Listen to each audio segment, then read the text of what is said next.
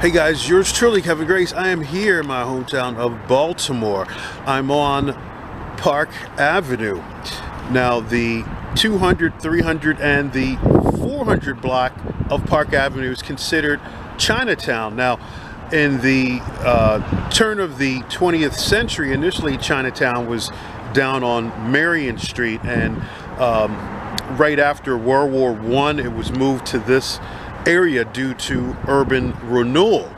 And the population of I guess as of 1941 in Baltimore, the Chinese population really hadn't seated more than 400 people.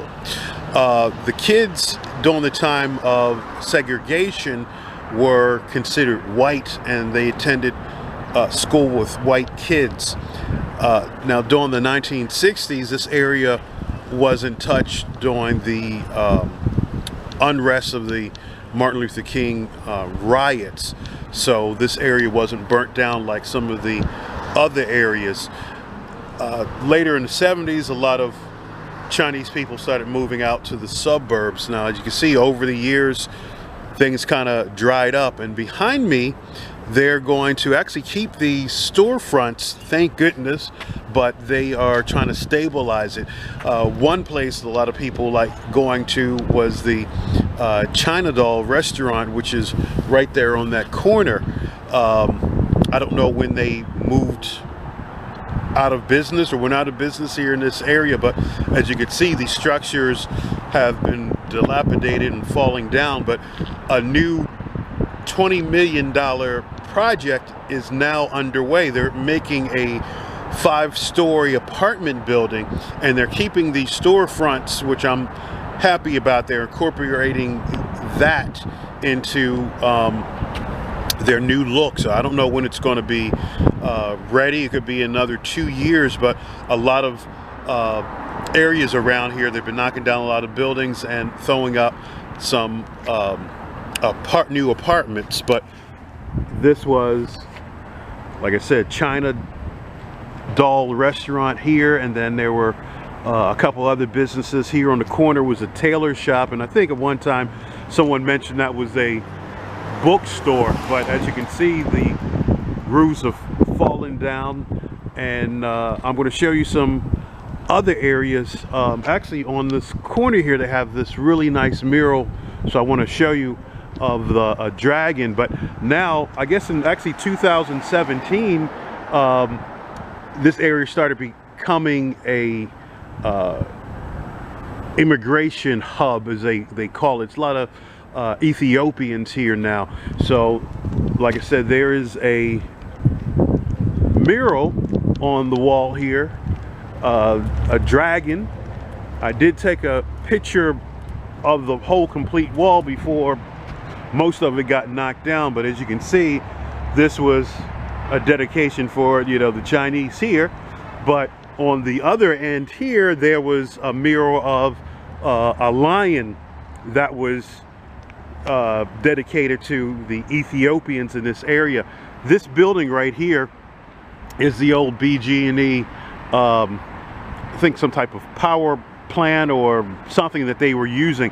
Now this is going to be, I guess, converted into some office buildings or apartments as well. So this is all part of the new revitalization plan that they're doing here. This is I believe Tyson Street right here, this alley.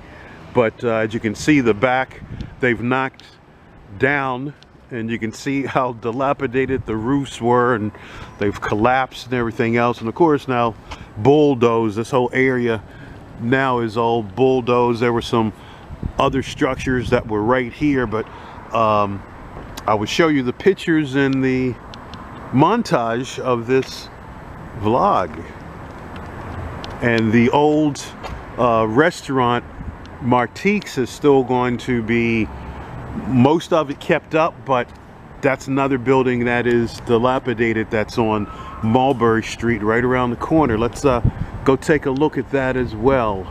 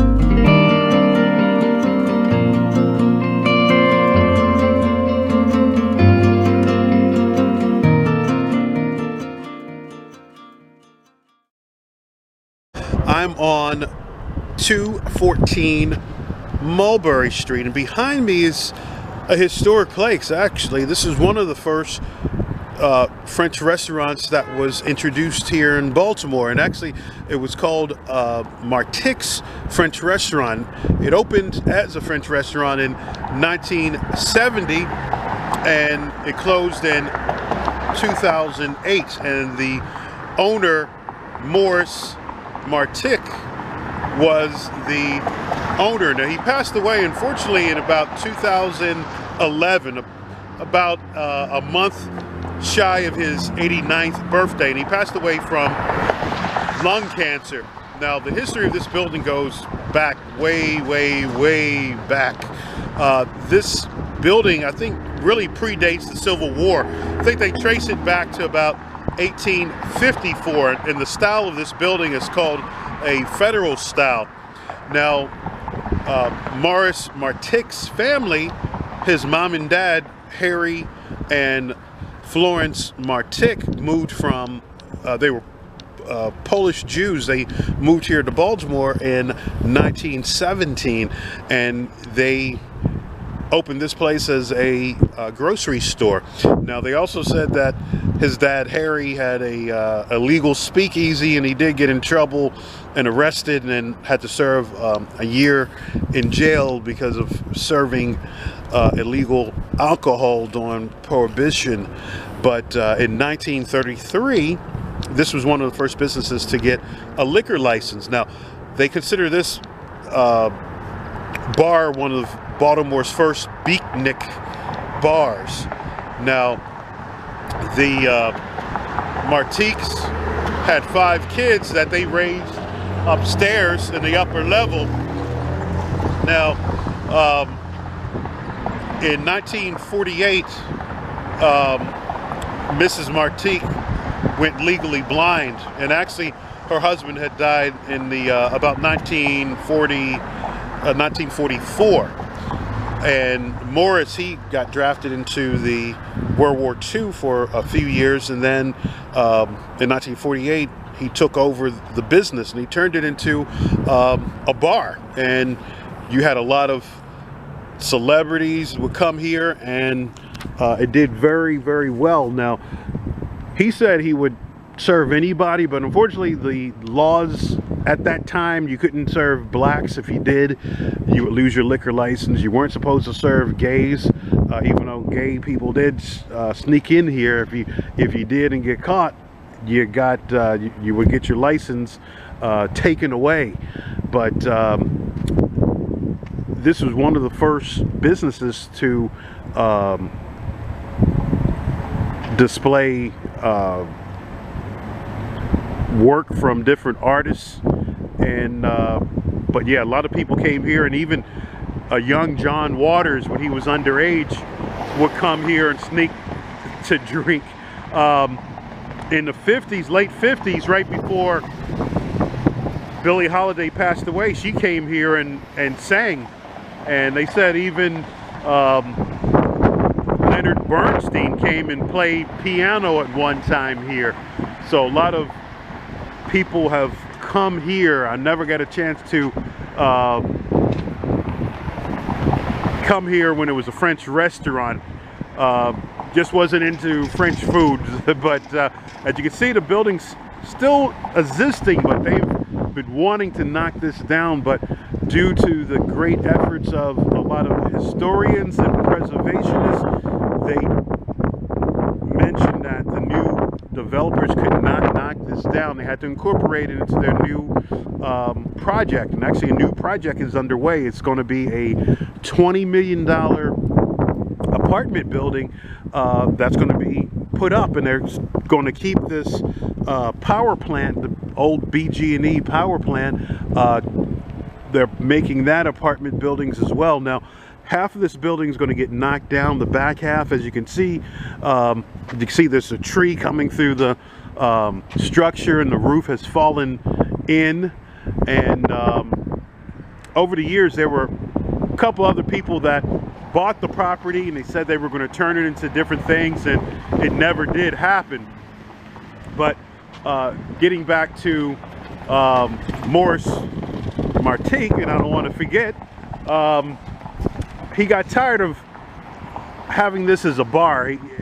At early morning he was up and the place closed late at night, and in 1967 he closed the bar and he took a one-way trip to France and he learned how to cook French cuisine, and he came back, and in 1970 he opened this as a French restaurant. And as I mentioned, it opened from 1970 to 2008, and afterwards he still stayed in this building, and he lived here until his death in 2011. Now you can see somebody pried open this door, I guess because they're doing the new construction. They went inside here because you could see there were screws in here, so it wasn't just like a vagrant or a bum that kicked the door down or anything. But I'll show you some of the other parts out here. But let me show you this.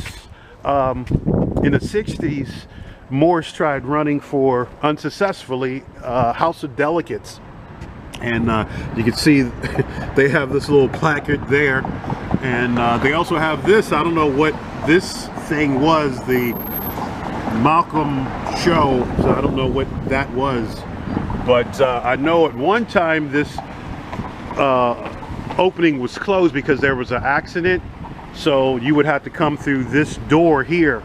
And as you can see, you have the address there, the 214, and at one time there was a parking garage here, and that got knocked down a couple years ago. But let's go back around this side, and you can see, as you can see, the tree roots coming in, and of course there's a lot of graffiti on the outside now, but the window's broken, and the roof, as you can see, has collapsed and caved in.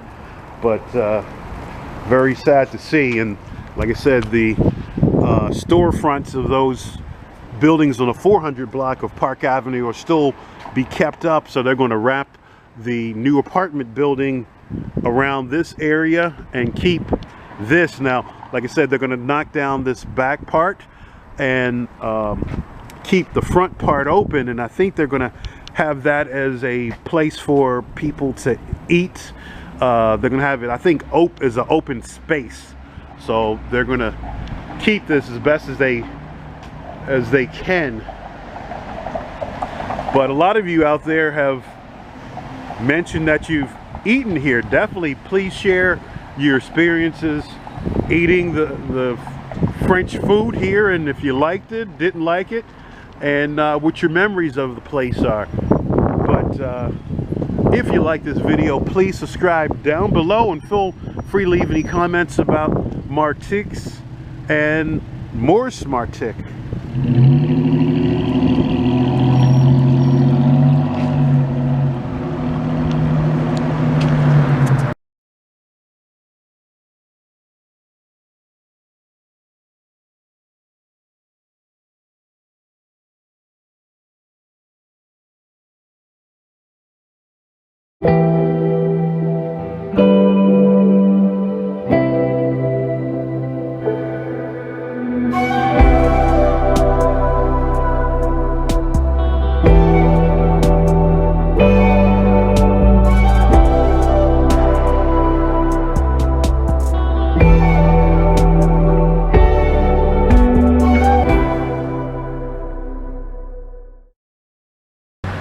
Alright guys, I'm on the 300 block, and behind me is 320 Park Avenue.